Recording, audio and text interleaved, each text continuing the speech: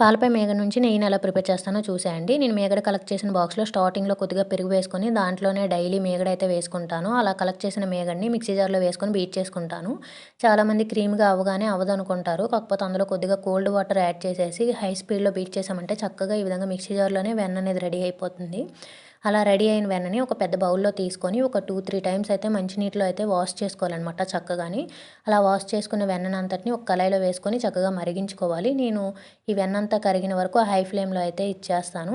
Once ఇదంతా కరిగిపోయిన తర్వాత సిమ్‌లో పెట్టుకొని మరిగించుకోవాలనమాట. కొద్దిగా టైం అయితే పడుతుంది మనకిదంతా మరిగి నెయ్యి రెడీ అయ్యేసరికి.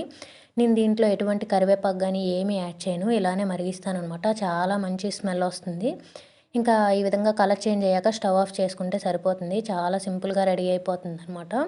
కాకపోతే కొద్దిగా టైం పడుతుంది. లాస్ట్‌లో కళాయిలో ఈ విధంగా సైడ్‌కి గాని పెట్టామంటే ఏదైనా నెయ్యి ఎక్స్ట్రా ఉన్నా ఈ విధంగా సైడ్‌కొచ్చేస్తుంది.